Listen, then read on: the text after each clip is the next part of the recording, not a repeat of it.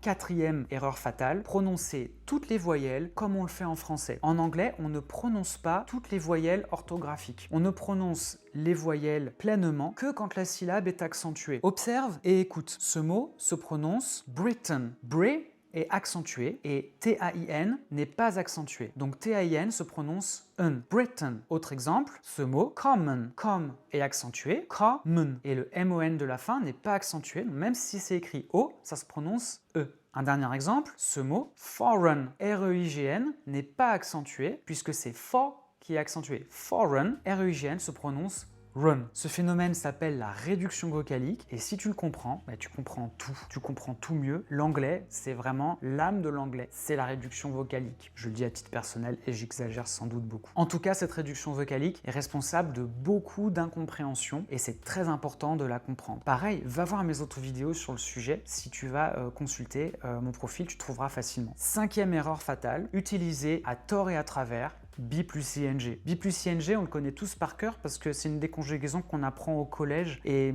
qu'on trouve hyper facile à utiliser. Mais en fait, be plus ing a un cadre d'application très spécifique. Be plus ing, ça veut dire qu'on parle d'une action visible et en cours. Je dirais même plus, be plus ing s'utilise quand on a affaire à une activité et non pas un état ou un phénomène psychologique, vraiment une activité physique visible. S'il n'y a pas d'activité ou s'il n'y a pas d'action visible, on ne peut pas utiliser be plus ing. Par exemple, j'entends souvent dans la bouche de gens qui apprennent l'anglais « The article is saying ». Ça, c'est complètement bizarre parce que ça veut dire que l'article a une petite bouche, des petits bras et il est en train de dire quelque chose. Non, « The article says that ». Il faut utiliser le présent simple. Pareil pour tout ce qui est de l'ordre de la psychologie et des choses qui se passent dans la tête. Si vous dites que vous aimez vos amis, il faut dire « I love my friends ». Mais si vous dites « I am loving my friends », c'est ultra bizarre et ça veut dire qu'on comprend love non pas comme un état intérieur psychologique, une émotion, mais comme une activité. Be plus ing va automatiquement faire interpréter ce que vous dites comme étant une activité. J'ajoute qu'il y a quelques autres emplois un petit peu plus anecdotiques de be plus ing, par exemple pour dire le futur proche, mais je ne m'étends pas là-dessus dans cette vidéo. Est-ce que vous faites ces 5 erreurs fatales ou l'une d'entre elles plus particulièrement? Racontez-moi en commentaire, j'ai très envie de savoir. Pour vous faire progresser, je publie toutes les semaines une newsletter qui s'appelle The English Club. Vous trouverez le lien pour vous inscrire sur ma page de profil. C'est complètement gratuit et toutes les semaines, je vous envoie des récaps, des défis, des exercices pour se motiver à progresser en anglais.